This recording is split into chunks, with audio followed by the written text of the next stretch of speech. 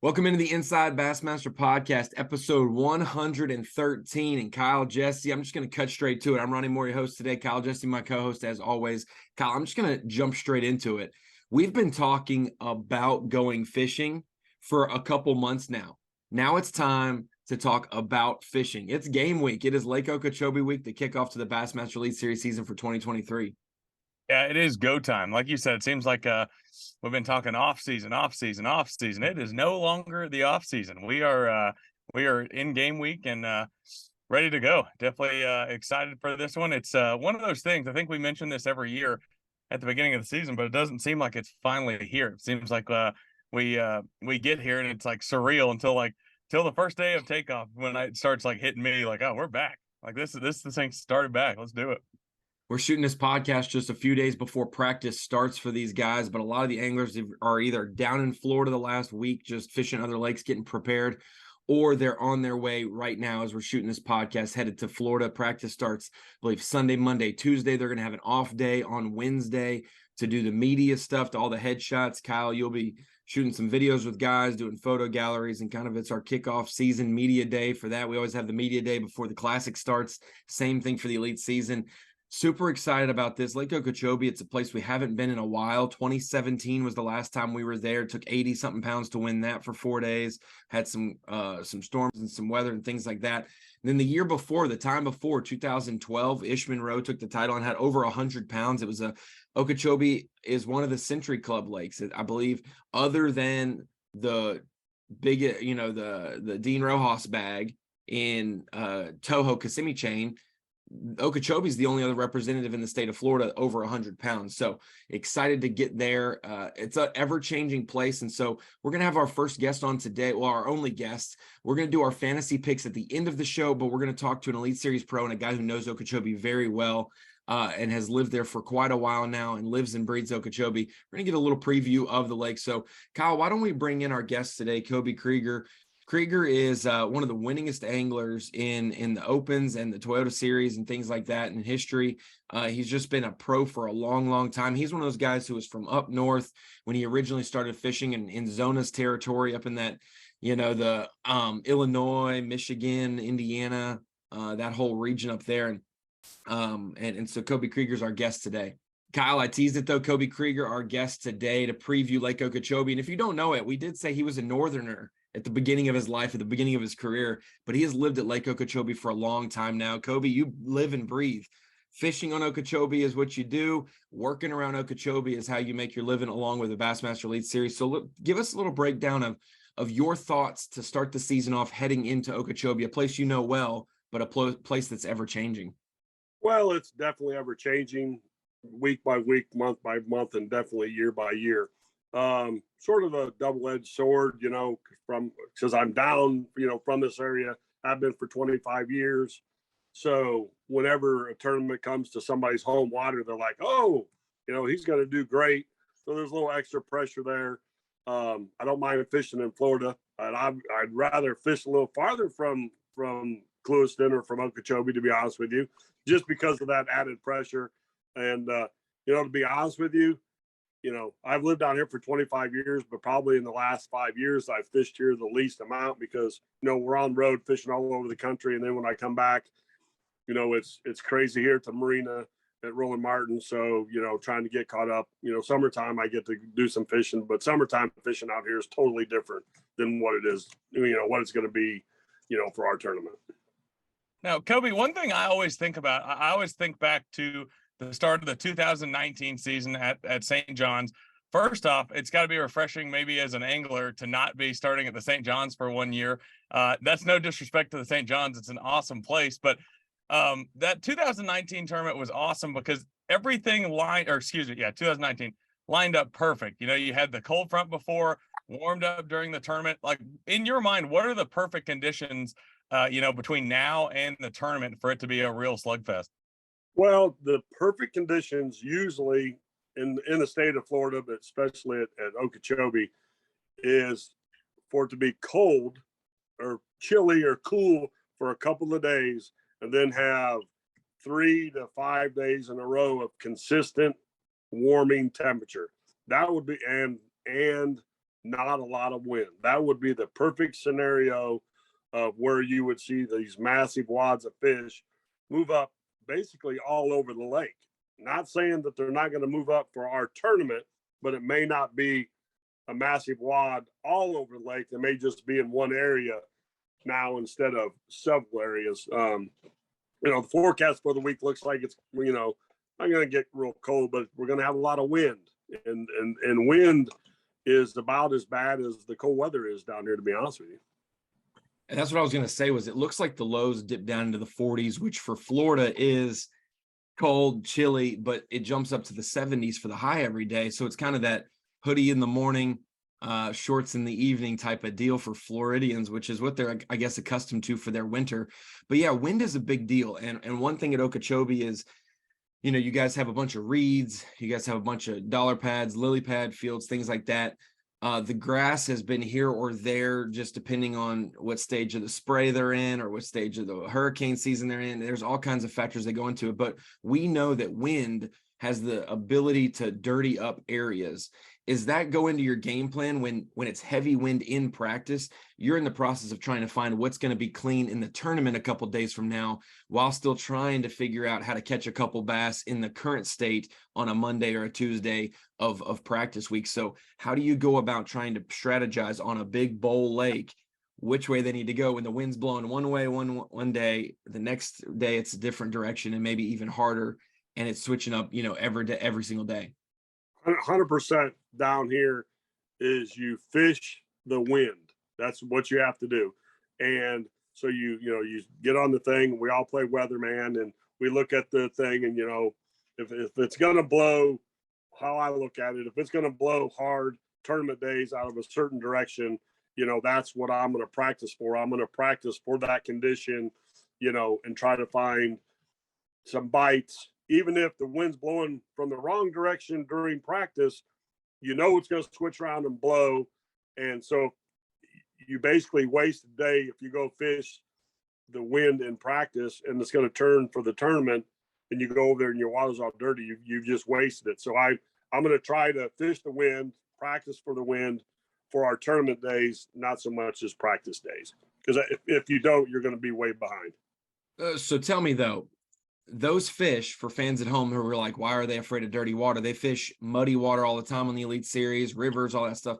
It's a different kind of dirty. It's more sediment. And Florida fish, whether it's a soft bottom area and the muck off the bottom comes up off the bottom and it gets in their face, they don't want to be there. They're not going to swim 17 miles away, but they're just going to be in a non-biting mode. Is that accurate? And then also right. on the flip side, if you find a hard bottom area, or maybe you find some grass that can protect it, the wind may be blowing in on it, but you're going to maybe have a 100-yard stretch of clean water where all of a sudden every fish in that mile stretch is going to gravitate there, or the fish that are there are going to bite much better. So it's not like a chocolate milk thing. It's a sediment thing and also a bottom hardness thing. Right. The fish, like you said, they're not going to leave the area. They just don't feed. And it has a couple things to do with it, in my opinion. We're fishing relatively shallow water. So if you're fishing anywhere from a foot to 3 foot deep, and you have a 1 foot wave or a 1 foot chop coming into the area you're at, basically 33% of the thing, it's just rough. Your boat's hitting the water like this, and your trolling motor is making noise. So a lot of times you scare the fish before you even get to them. So that makes them not bite. A lot of times if they're on the outside edge of the reed line, the grass line in practice, if the wind blows, they bury back up even farther in there, even flipping a big weight. It's just so shallow. They don't like it. For whatever reason it is, it's been that way down here for decades. It's not going to change. People from up north or wherever say, oh, we catch bass in muddy water all the time. But it's not just the muddy water or dirty water. There's other things that go into play, and you can try to force the issue, and you're going to find yourself way back of the leaderboard if you try to do that. And Koby, one thing you mentioned that I found interesting, when you talk about home field advantage and being one of the favorites, it seems like most guys, when they're fishing their home lake, are looking for some sort of like adverse conditions. I asked previously, what the perfect conditions are. What are the perfect conditions for Koby Kreiger? Like, what do you prefer this tournament ends up being?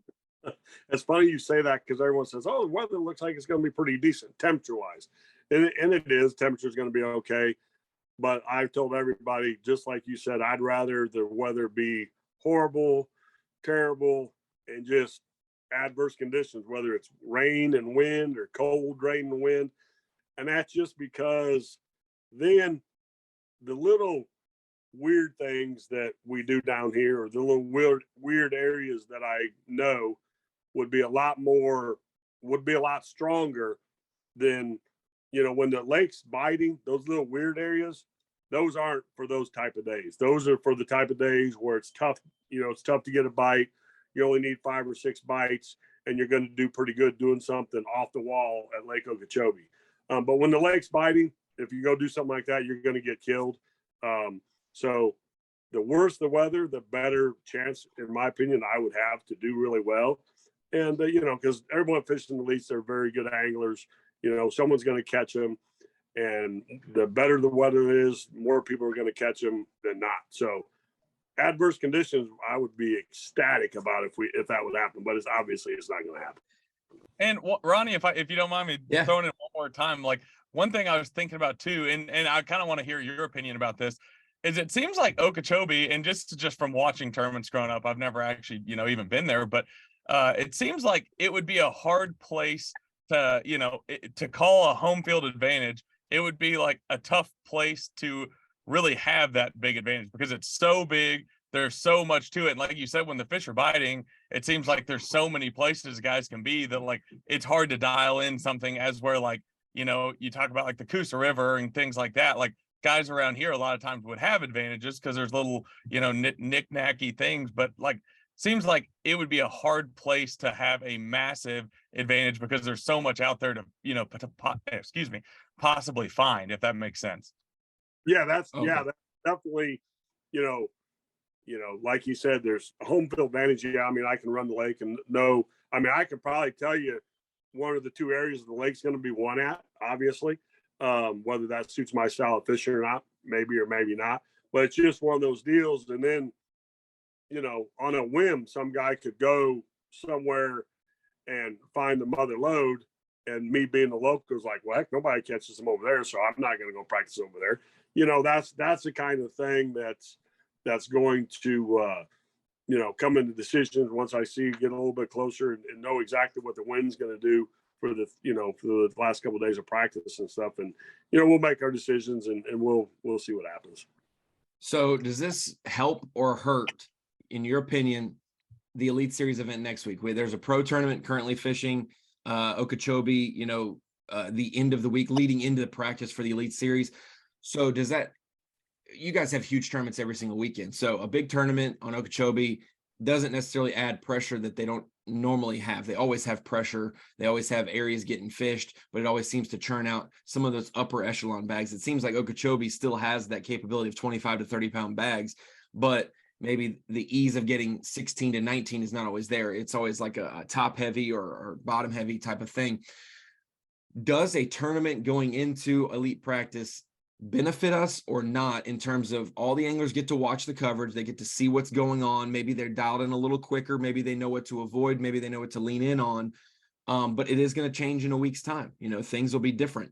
And I know that you can have a wave of fish pull up in a day or two at Okeechobee for the spawn. You can have a wave of fish pull off. So what is your opinion on the tournament that is happening currently as we record this, leading into practice? What it does is it expresses practice for a lot of guys.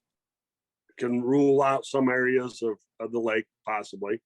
But normally here, the area of the weekend before isn't necessarily the area to be the next weekend, if that makes sense. So that, could lead a few guys in a direction that they maybe shouldn't go. Not saying that they're not going to catch any fish, but it may not be the winning fish or even the top 10 fish. You're going to see some guys have a great Sunday, Monday of practice because they just dialed in what is happening now, and they'll lose it as it goes farther away. Yeah, that is correct. So it's one of those things. I mean, we've been having tournaments here. Rolling Martins, we run our tournament circuit. We had a tournament in November, another one at the beginning of December. And it basically is on par for what's going on this week. Our 2-day championship took right at 49 pounds to win for 2 days. The one in November took 32 to win for one day. So the fishing has been pretty steady for a while here, but you see other parts of the lake start firing up, and that happens. That's just the way this lake is. One weekend or 1 month, it'll be the south of the lake, then the west side of the lake fires up, then the north, so it all sort of rotates around. If the weather was stable and good all the time, it all fire at the same time, to be honest with you, but it's all, it has to do with the wind, the temperature, and stuff like that. So different areas of the lake are going to fire at different times. And so it's the lake's fishing a lot smaller nowadays just because of the situation with the high water and the vegetation that's going bye-bye. But still, it's not real easy to figure out. It's easier because you don't have a lot of places to waste your time, but it's still, once you get to the area, then it may be 100-yard stretch inside that area versus a 2-mile stretch.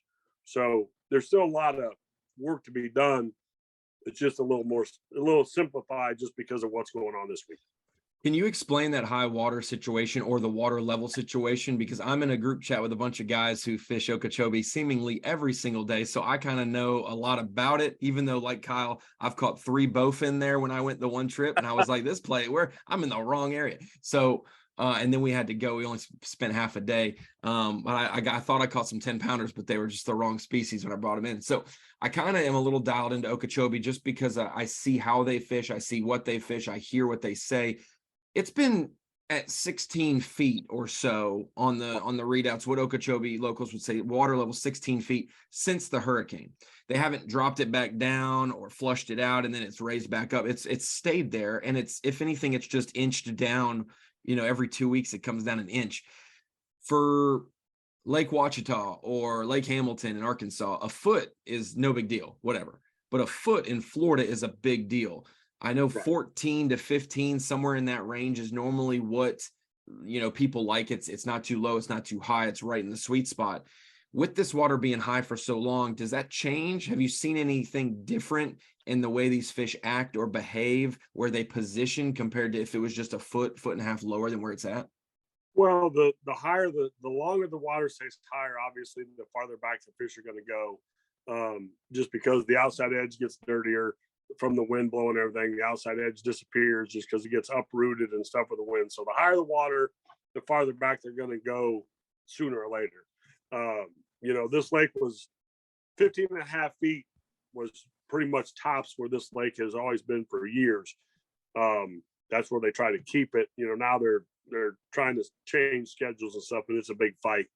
But Lake Okeechobee, isn't a place where they can raise and lower the water.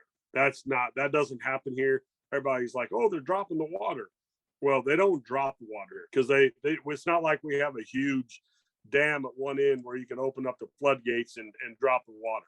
I mean, if they wanted to drop the water in Okeechobee a foot, it would take like a month to do that. And it would have to be perfect conditions for that to happen, because there's really no place for the water to go. It's not like just that's the thing that people don't get. You always hear the slow the flow on like how they release it to the Everglades. Right. Yeah. It's we don't have enough time in this podcast to discuss all that situation, but they don't raise and lower the lake. They don't do that here. It rains, the lake comes up a little bit, but it's got to rain. It's got to rain in the right area for the lake to come up. It's got to rain north and a little bit, because that's where it comes. It all comes basically from the Kissimmee River or Fish Eating Creek. That's what feeds this lake. And it goes out to Caloosahatchee. Not much of it goes down the St. Lucie Canal anymore, and some of it goes down what we call the Miami Canal towards Everglades. But the places where the water comes out or leaves is as wide as a road, the 2-lane road. The Caloosahatchee obviously is a little bit bigger than that, but they can't let a whole lot of water out there because it goes to the salt water, and then there's oysters and fish that spawn. It's a pretty complicated situation, to be honest with you. So raising and lowering this lake isn't like Pickwick and all those other places in Alabama or the Tennessee River that people are like, oh, they raise the lower lake 3 feet. Why can't they do it at Okeechobee? Because it's not possible. Yeah. Ain't gonna. So, but what they've done is it used to be 12.5 feet to like 15.5 feet or thereabouts. That's where their 3-foot range was. Well, now they're changing that, which isn't good, to like 14.5 to 17.5, which is not good at all. And that's what everyone's, up in arms about. And it's a big complicated mess. So that's why the lake's been above 16 feet for so long, because that's for whatever reason, that's where they wanted at. The wrong people want it there. The right people, we want it shallow. But Yeah, anyhow, exactly. The Lake Okeechobee has been through hurricane after hurricane the last several years. I mean, it bounces back. The fish are still here. You just have to adapt, and you fish a lot differently maybe than you did, 5 or 6 or 7 years ago. And, hopefully Mother Nature will help take hold, and Lake Okeechobee will be good for years to come. But about like anything, anytime humans get involved, we ruin everything, whether it's your backyard, doing whatever, build your backyard, or a beautiful lake like Lake Okeechobee. You never know. So we just posted an old clip of Ray Scott introducing the Bassmaster World to Lake Okeechobee in an early tournament, probably in the 1980s. And it was like, the word is this place is dead, but I promise you big ones are still here and they will catch them. And so people have been saying that back 45 years ago about Okeechobee. And then it's had its mega awesome flurry of events and years.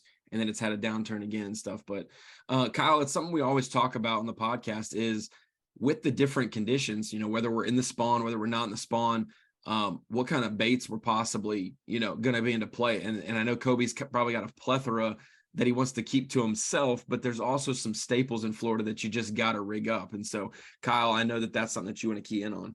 Yeah, absolutely. I mean, like Ronnie said, obviously nothing sneaky or any of these things you were mentioning, but just, for the fans out there that, might not know what to expect, what are some of the things that, baits, patterns, that kind of thing that, we might be able to see this week? I think you're going to see a lot more winding than in years previous here. Obviously, a swim jig, a bladed jig are going to be the two staples, in my opinion.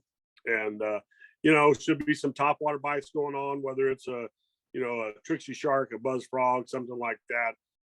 Heck, we've sold out of popping frogs down here the last 2 weeks. And so, a Spro popping frog has been very, very good.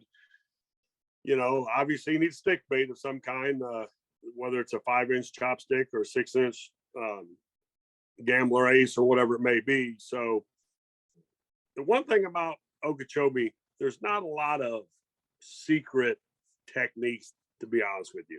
I mean, there may be a couple in some certain areas, but I mean, you need a stick bait, swim jig, chatterbait, some kind of top water bait, and just keep it simple. I mean, the guys that come in here, you tell them June bug, black and blue with a blue tip tail and watermelon red. You got that, you can go and be very competitive on this lake at any day. That's for sure. It seems like, Kyle, Okeechobee seems like more of an area, like we talked about, with wind, water clarity, vegetation that is there. We talked about this, with Greg Hackney, just talking about February fishing in general, why he does well in the first 2 events of the season. Normally, Greg real well.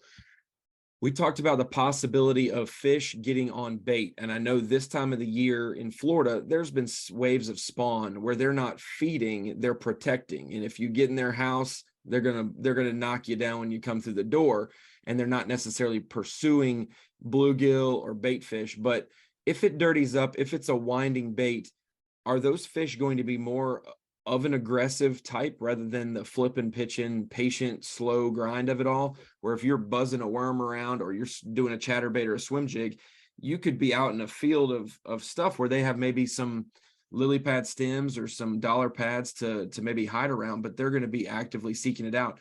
It's not necessarily a bait fish thing, but have you seen that at Okeechobee where if you get around bluegill, if you get around this, even in February, probably a little later in the season as well, but in February, that could be a deal, as you found a good population of bait and those fish aren't going to go anywhere because they're going to hang around?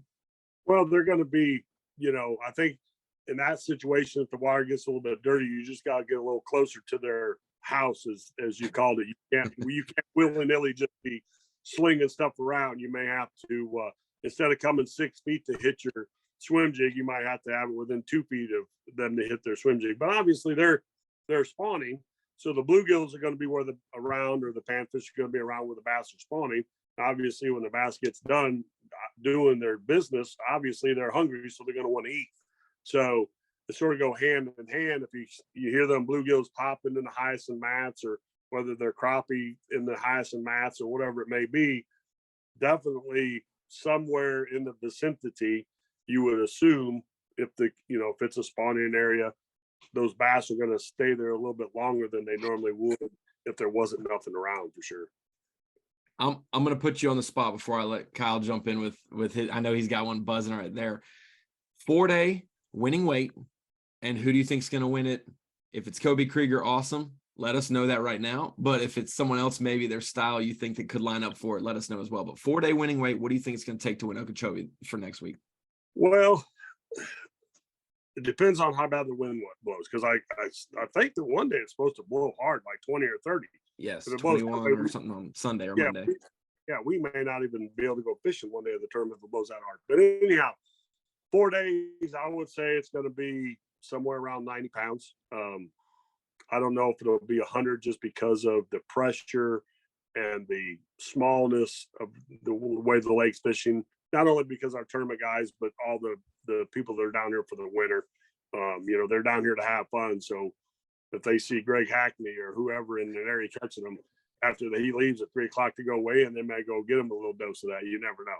So I'd say somewhere around 90 pounds or so, give or take, would be a great. Dude, if I had that, I'd be ecstatic. Wouldn't mind being second, third, or fourth if you had 90. You'd be pleasantly surprised. Exactly. Who's going to win? Heck, I don't know.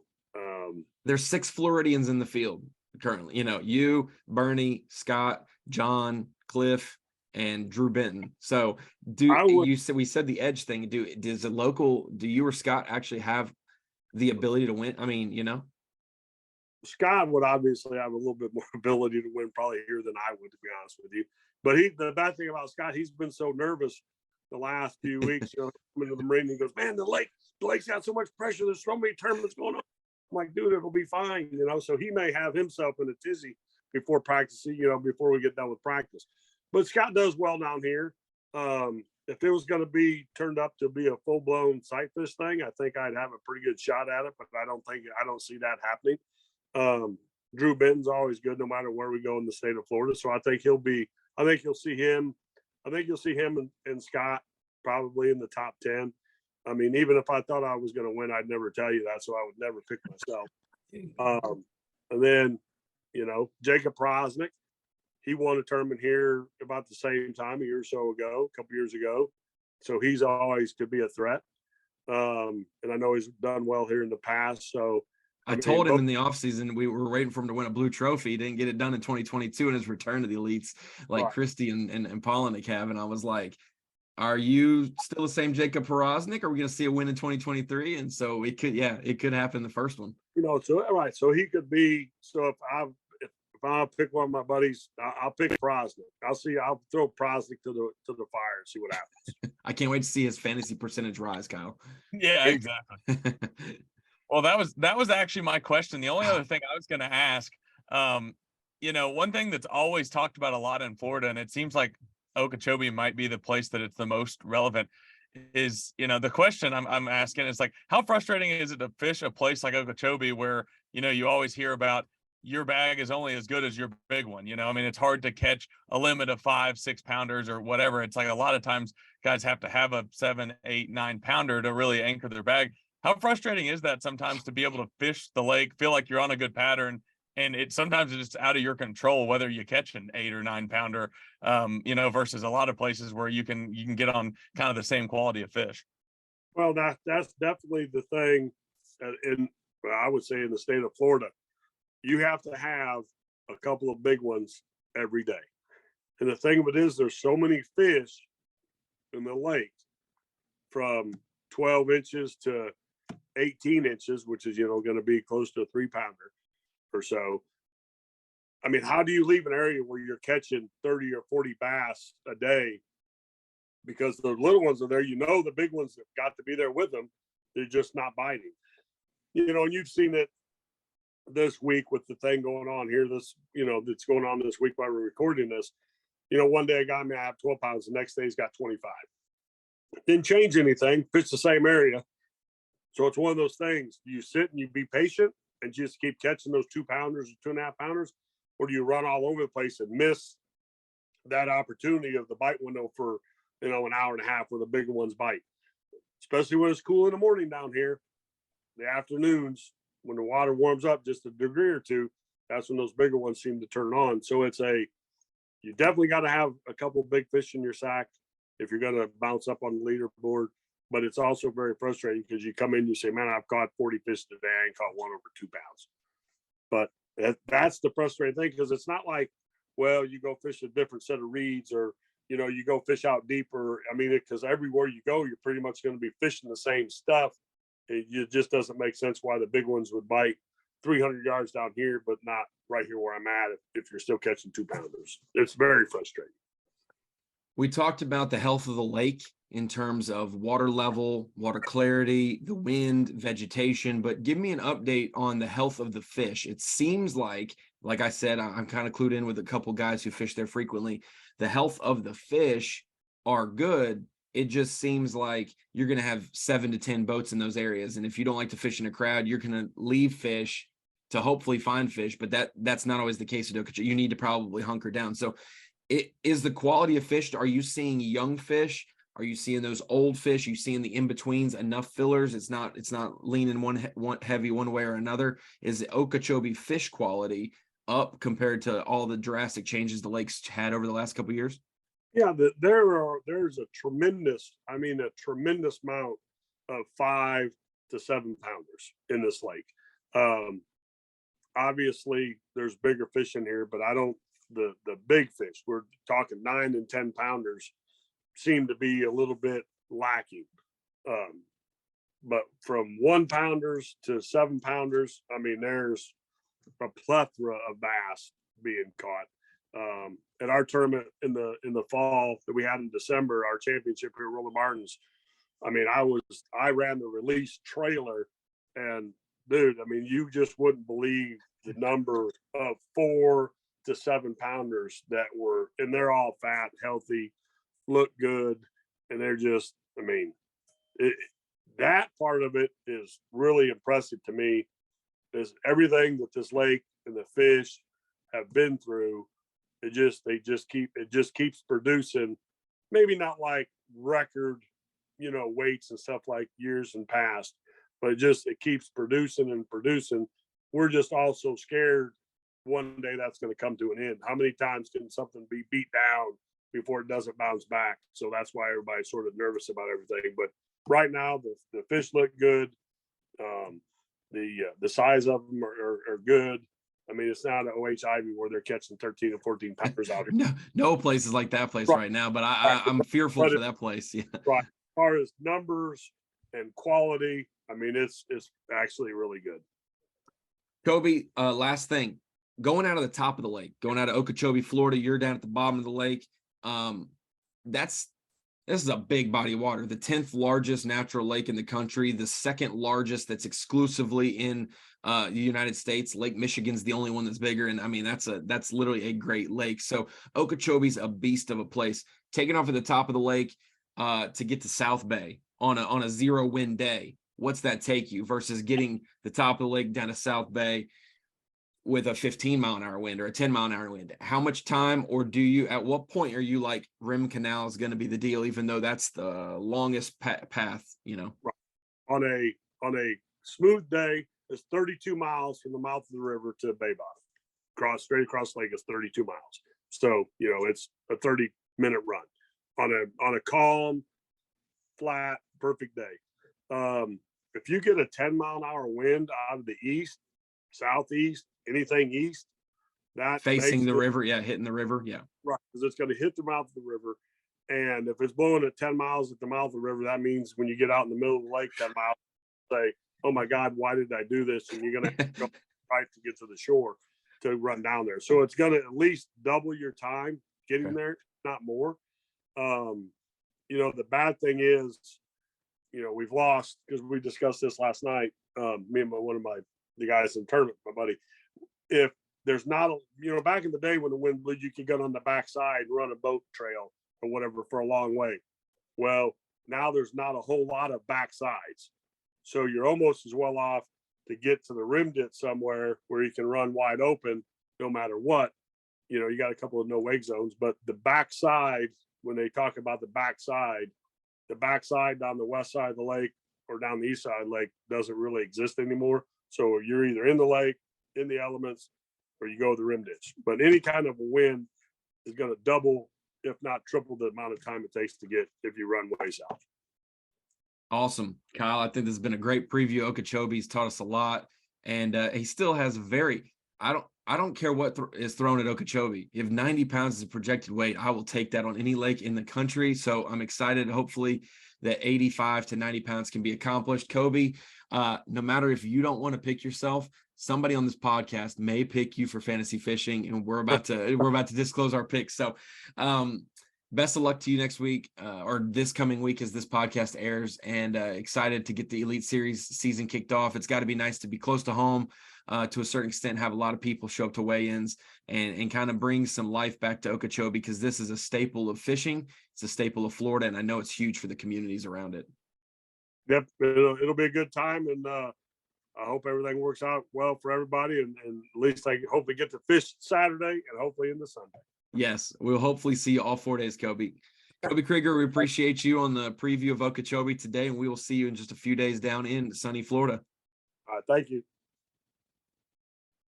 Kyle, Koby Kreiger, what a great guest. A guy that, when you think about Okeechobee, of course you think about Scott Martin. Of course you think about some guys who've had success there, but Koby Kreiger is a guy who lives and breathes Okeechobee every day for his work, when he's at the marina, when he's helping with local tournament stuff going on.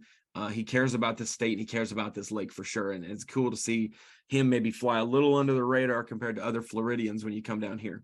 Yeah, no question. And, one thing I was thinking about before we even started the podcast today was, most guys geographically, you look at the United States and where the elite pros are, majority of them at some point during the year get to fish a lake that is either their home lake or very similar to their home lake.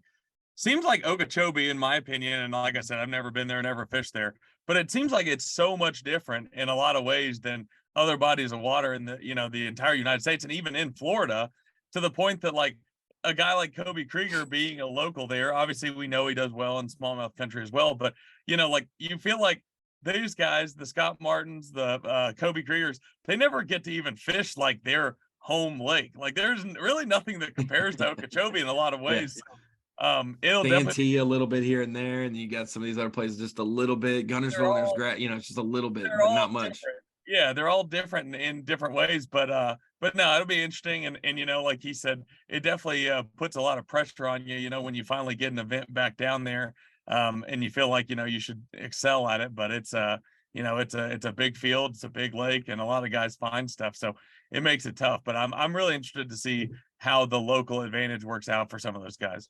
Yeah, I think there's a couple keys for the locals if you're thinking about picking them, or I'm not trying to coach up an Elite Series pro, but they know where the clean water is going to be. When they see a wind direction, all you got to do is look at those little lines on the lake and know which way it's going to know where clean water is going to be. So they're going to know where maybe biting fish will be. The problem is, like we said, there's going to be these areas that have 7 to 10 boats in them, and not just in them, but like Mississippi River, like Gunnersville Ledge, like casting not over each other, but just I got this cast window right here. If I turn to the left, there's a guy casting over there. If I turn to the right, I got this line. How many guys will I know plenty of spots in Okeechobee. I'm going to go run to them. And it's 15 minutes to get there. And then there's 6 more boats there. You may end up having to fish in a crowd. You may end up having to be patient. If you know that there's fish there, wait it out. Boat draw is going to be key. If you're a late boat, that's going to be great. Even though you're going to be maybe fishing the west or the east or the south side, getting back, you have to still leave earlier. But, you'll be able to outlast, maybe get that second bite in the evening, that bite window. And then thirdly, yeah, you're going to need to make sure you stay in the game when you do have a big one come off or get in the boat, because the opportunity to go from one big bite to 30 pounds in an hour is prevalent there, but also the ability to lose every big one you get. You only get so many shots on goal in Florida, and you don't want to waste that. So there's a couple keys there probably for the local guys to not have a bomb in their home state or their home lake.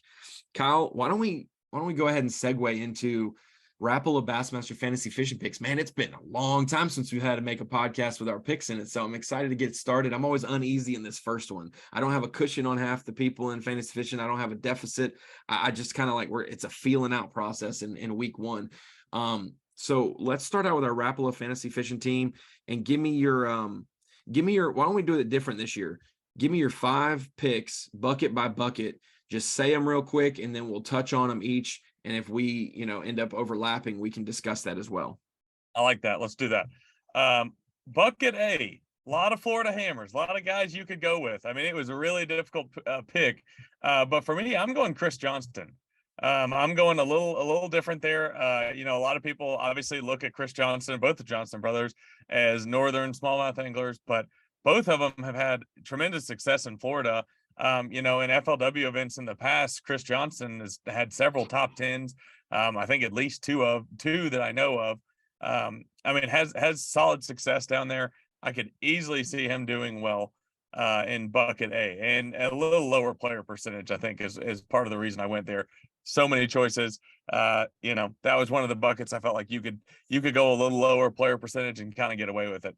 Bucket B, I did not run away from the player percentage at all. I went Greg Hackney in bucket B. I'd have to look here to figure out what his player percentage is, but I want to say it was somewhere in the 30, 40, 38. Yeah, 38%. I'll be honest, I'd have picked him if we didn't have him on the podcast here a few weeks ago. I'm a Greg Hackney guy, but to hear his excitement about this tournament, knowing his success in the past, the last time we were here, and also just knowing how well it sets up for him, Greg Hackney, despite the large player percentage, seemed like a no-brainer for me. Bucket C, it's hard to pick based on momentum when you're talking about like a 5 or 6 month layoff, but I'm going Brian Schmidt in bucket C. Grass, when grass is in play, Brian, what I said in my story, if grass is part of the equation, the answer almost always is going to be Brian Schmidt. It seems like answer B is Buddy Gross. Yeah. Right. It seems like that's basically become the story there. So I'm going Brian Schmidt in bucket C. Bucket D, not based on results, just based on history of starting the season out well in Florida. I'm going John Cruz. You and I were actually on the phone when I made that pick, and I said, wow, I'm actually a little surprised he hasn't done better at Okeechobee. Despite that, I went with John Cruz because he has the tendency, at least in the last 5-6 years or so, to really start the season strong in Florida. I think if, there's a lot of things that he does well. He's obviously a very versatile angler, but I could easily see John Cruz dropping bombs on him with the D-bomb. So, and then bucket E, going another homer pick, if that's what you want to call it. I got Wes Logan in bucket E. I think that, last year was definitely not a great year for Wes. I think for the same reasons that some of the other guys that I've picked, I think Wes Logan is one of those guys that excels with braid. That's going to be something, you have the possibility of doing. You heard Koby Kreiger talk about a swim jig, regardless if it's the same style of swimming a jig as you do, here on the Coosa, something that he's very comfortable with. So I got Wes Logan in bucket E, and that will round out my Rapala Bassmaster fantasy fishing lineup for Lake Okeechobee. I like it. And mine's going to be even quicker because 2 of our 5 match up. Bucket A and bucket C, Chris Johnston and Brian Schmidt, both on my team for the same reasons. I really think that they both fish well in crowds. They'd love to obviously fish alone, but Brian Schmidt has won so many events, and he hasn't even necessarily won it on a signature bait that he's made. He's got the little Schmitty swim jig, and we haven't even seen him bust that thing out to high success in the elites yet, waiting for him to put the spinning rod down or put the drop shot or put the whatever down. and pick up a swim jig, I'm thinking that this could be that kind of style, like we talked about, or swimming a worm, or just dead sticking something in a crowd, in a group, whatever. Or if it has to go pick up some big line, big rod, and punch some stuff. Schmidt and Johnston both do so well with that. Like we said, Johnston fishing in Canada, he does fish around a lot of grassy largemouth lakes. And then Schmidt, living near the Potomac, the Chesapeake Bay, everything is based around current, tidal, and grass there, and finding non-dirty water at times. So I feel like these guys just kind of understand this little bit of reed line will provide a cone of clear water for 50 yards. And if I can catch 2 fish there, that's a great area. When it comes to the other buckets, bucket B, D, and E, I've got Jacob Porosnik in that bucket as well. So that's why I giggled when Koby Kreiger mentioned him. He's only at 4.9%. And I was like, dang it, if his percentage goes up because his buddy picked him, then I'm going to be out of luck because I've got him. Especially just the style of fishing. He's great with a wacky worm. We saw a lot of spinning rods on tournament coverage for the event going on before Okeechobee Elite Series. So I feel like picking apart some areas, maybe fishing a little different than other people in the crowd. I think Porosnik could be the guy there. Same thing goes for Bernie Schultz in bucket D for me. We talked to Bernie in January for the Pattern of the Month segment, and Bernie is a great angler in the state of Florida. It's weird to think that he's been a professional angler for so long, and that was never his goal. He just wanted to fish for a living, whether it's guiding, whether it's just fishing redfish, fishing, tarpon, fishing bass, whatever it is, and how Florida has done him so well. I think that this could be a solid one for Bernie Schultz. A lot of these guys are going to have to keep their head on straight with the wind that we're going to deal with in practice. You're going to hear guys not catch a single bass in practice. We normally hear that, but this is going to be the case this week. It's just like the St. Lawrence River and Lake Ontario, really rough, non-conducive conditions for practice. People are going to be lost. They're going to have to go out on a limb with 1 or 2 bites in areas. And then all of a sudden, if it slicks off in the tournament a little bit where it's more manageable, then man, it could explode for some guys. So my bucket D is Bernie Schultz. Very, very manageable percentage there for him as well, even though he's a Floridian who has experience there. And then I went a high percentage guy. I think none of my guys are high percentage. I got 6.8, 4.9, 6.0, 4.8, and then my bucket E is Hank Cherry, and that's 22%. So I did pick the highest guy in a bucket, but it was bucket E. I feel like Hank normally has a solid start in Florida, especially at the St. Johns River. Last year, that wasn't necessarily the case. I think he had a great day 1 or great day 2 or something like that. But making cuts wasn't the best deal for him last year. I feel like a renewed energy coming from him, and going down to Florida, I feel like he's been able to fish quite a bit this off season, but he's also been able to take a break in other aspects and go hunting. And so I think he's just going to come in refreshed and motivated. You win 2 classics, you go for a third. Kyle, only 4 people in the world have ever tried to go 3-peat in the classic. And that took a lot of energy out of him last year. And we saw a couple guys really give all of their energy in the classic and had good finishes or a lot of pressure. And it just did not pick back up when the Elite started, event 3 through 9. I'd expect Hank, he didn't make the classic this year, sitting in bucket E. He's got to show that that wasn't a fluke 2 years. He's going to qualify for the classic to fish in 2024, and he's got to get it done at Okeechobee to start. So there's my team: Chris Johnston, Jacob Porosnik, Brian Schmidt, Bernie Schultz, and Hank Cherry. I like the same train of thought you had. My winning weight, I got 84-10. 84-10, just because I do think that wind could be a little bit hard to handle at times. This is a 4-day production. Obviously, I didn't even consider it, but I do not want us to not complete a 4-day tournament there. I do not want us sitting on the bank, even if we need the extra content day to gather with some guys. I do not want them sitting on the bank, especially on Saturday or Sunday when we're on Fox Sports 1. We do not need to be having that happen. So would love to see them fish 4 days, and I got 84-10. What's your winning weight if you've picked one so far? I actually feel really good about my winning weight based on what Koby said. I had it previously picked, of course, before we talked to him, but I actually had 89.7. Not too awfully far off from what you said. I think I could easily see it being somewhere between pound and a half a day. Yeah. So I think that high 80s, like we were talking about with Koby, I wouldn't be surprised at all if it took over 90.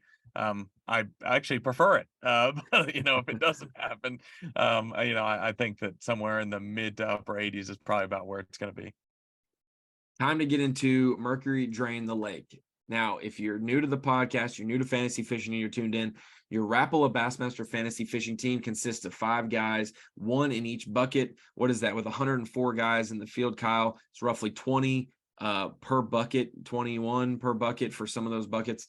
You got 20 guys in a bucket. You can only pick one of them, but you can use that same guy every single event. If he's in a different bucket, wherever, you could just pick him again. For Mercury Drain the Lake, it's an 8-man team, and you can only use that angler one time that season. So you think about it, we have 9 elites, the classic, 8 guys per tournament. That's 80 of our 104 anglers if you don't choose any of the other qualifiers for the classic. So 80 guys, you're going to have to decipher who you want to use, when and where. You don't want to burn some guys. There's a lot of guys I want to pick that, man, I keep thinking of an event that I want to save them for. So last year, I could have won Mercury Drain the Lake, I feel. I went ultra conservative, and my first event at the St. John's, I had 1,200 points, which was like 400 points lower than my worst event the rest of the season. So I do not want to start off too conservative where it's hard to make up ground. So how are you going about your Mercury Drain the Lake? We did it last year like this. Give me 4 picks, and then I'll give you 4 picks, and then you'll give me 4 picks, and then I'll round out my team. Now, I was very similar to the way that you picked. I'm about to sneeze. Hold on. Oh, maybe not. Look at the sun inside the building. I'm kind of similar to you. So you feel like you kind of have to go a little conservative early in the year to save guys for the latter part of the year. However, I feel way more comfortable about this one in the sense that there's a hard way to explain it, but you have to look at a guy and think, when you're picking him, at least in my opinion, you have to say, what tournament does this angler have the best chance to win? Like the best chance to win, because ultimately the bonus points with, picking the winner obviously is a huge thing, but also like just picking the guy that like this tournament best suits him.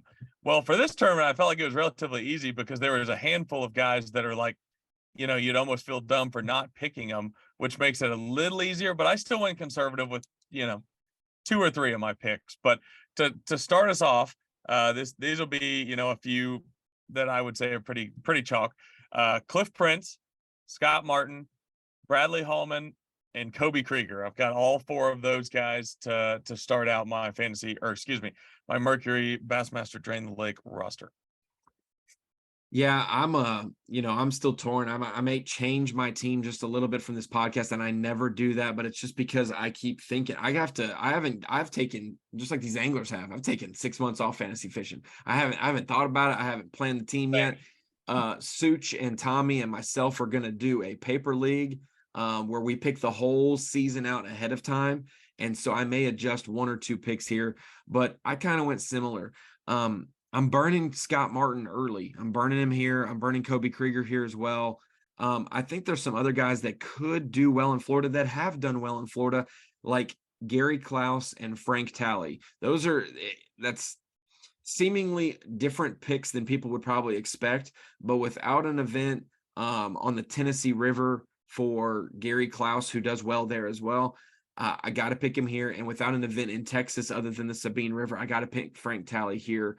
Frank Talley's had some big bass success the last few years. Hasn't translated to consistency. He does have a win in 2020 at Guntersville, but I think that Koby and Scott, they might be panicking up here a little bit, but they, in their heart of hearts, know where they should go when they should be there. So Koby and Scott.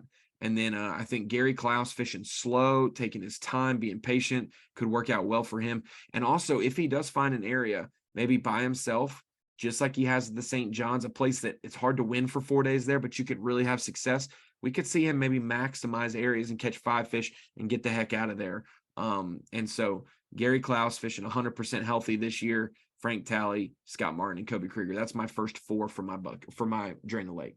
And we don't have to get into this because we've already talked about it in previous podcasts, but it really does set up well a lot of times for old school guys. And I don't mean that like just being like they have to be old in age, but just like fishing style. Like a lot of times, the slower and more methodical you are there, at least in events previously, I mean, the better off you are. So, Yeah, and they you know, use I've some seen, baits that are older than I am. They've got packs of worms that were made and poured in Florida at a local tackle shop before we were born.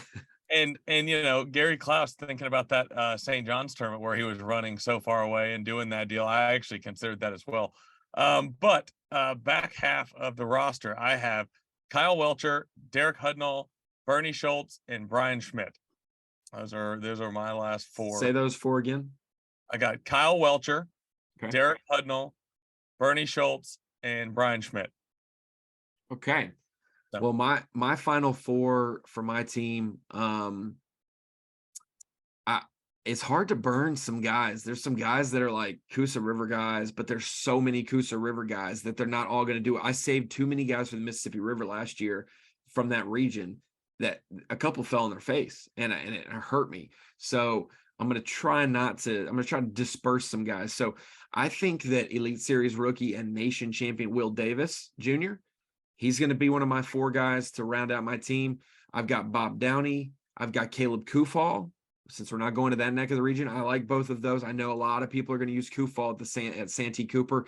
I'm just going to say Brandon Polnick has duplicated success there, but it's very, very hard to duplicate 100+ pounds. And it'll be a different time of the year, just slightly. We'll see how he does there. So I said Will Davis, Bob Downey, and Caleb Kufal. And I'll say this, my last pick for Drain the Lake, I think I'm changing it. I had Jeff Gustafson because I know a bunch of people are going to pick him at Fort Loudon Tellico. I just don't think what he did there is going to work like it did to the Success. I think it's going to be just a little bit different. I'd expect him to have a lot more green in his bag than brown this year at Fort Loudon Tellico for the Classic. So I may keep Jeff Gustafson on my team. If I do switch him out, I'm trying to preface it here. If I do switch him out, I'll probably put Ed Lochran in his place instead of having Jeff Gustafson there. I might want to save Gusty for the Northern Swing with the 3 smallmouth / up North Lakes.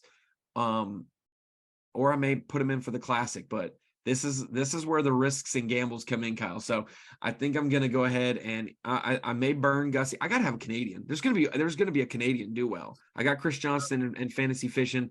If I have Gussie and Drain the Lake, he's had success in Florida as well. His career started down at Okeechobee. Like I think one of his first professional events was down there. So I might leave that. Kyle. But Kyle, do you have anything else to add for Fantasy Fishing Mercury Drain the Lake? If you don't know, you can sign up at bassmasterfantasy.com. You can join individual groups to win prizes. You can join the Beat Ronnie Moore group, the Beat Bassmaster Radio group. One of the pundits, I believe, Rich, Beat Hella Bass, that group. There's a lot of different groups. They offer prizes. Mine's just strictly trash talk. I might give you some shout out love on Bass Live if you whip up on the whole field of people in our group.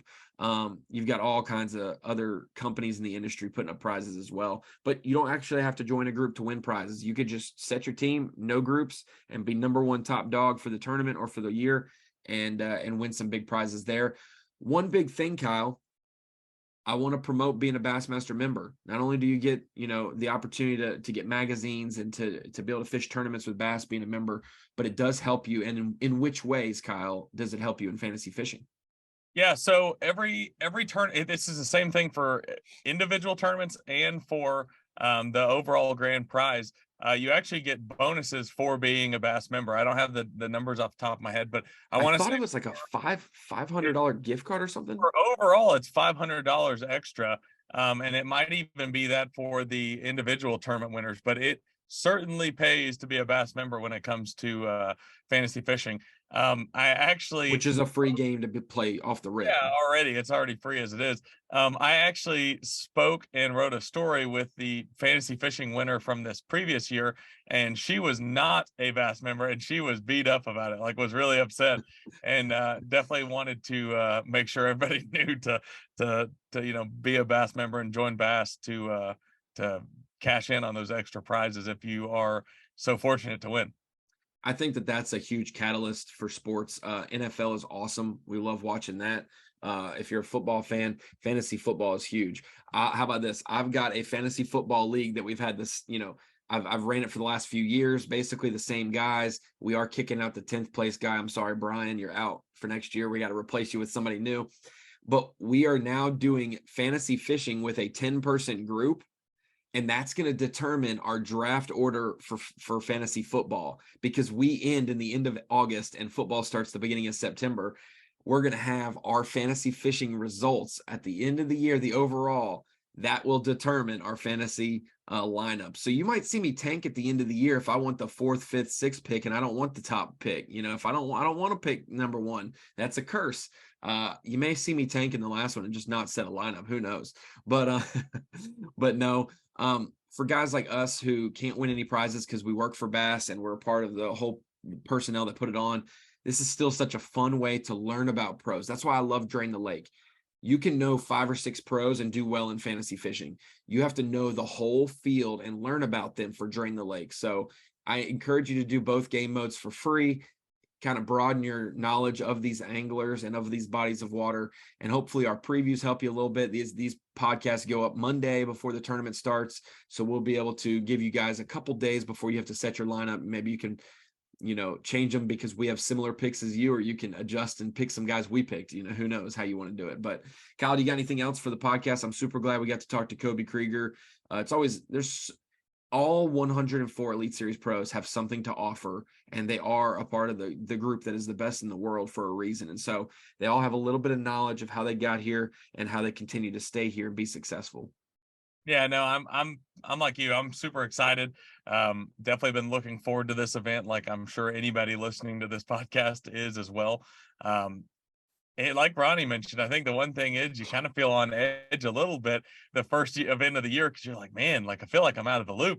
Like I do this as a job, and I feel like when I was making my picks, I was like a little skeptical of almost everyone I made, but it's just because you don't know how the season's going to go. You don't really get a feel for where guys are at and how their seasons are going. But I think that's part of what makes the early part of the season so much fun for fantasy fishing. But no, like you said, I'm certainly looking forward to it and can't wait to see how this one plays out.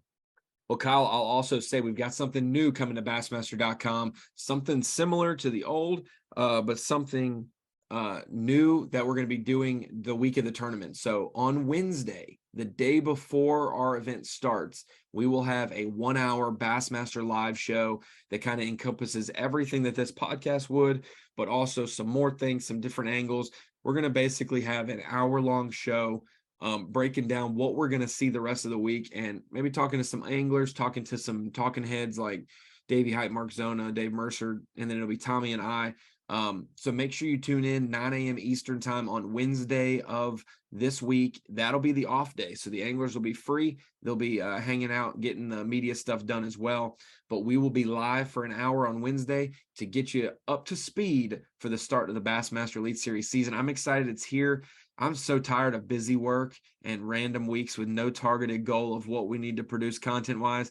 Now, Kyle, all about Florida, all about the elites, all about Okeechobee. Let's get it going. Until the next podcast, which we'll try to get a turnaround podcast, maybe right after Seminole's done that night to air Monday morning. We'll figure out that. All those buckets will get set, so stay tuned for that. Maybe it airs a little bit later on Monday, not early in the morning. Be on the lookout for that, but we appreciate y'all. Fantasy fishing's back. The Elite Series is back. And Kyle, you're about to hit the road and get a heck of a tan. I'm jealous because it is still chilly in Arkansas. But until the next one, Kyle, I'll see you at Okeechobee.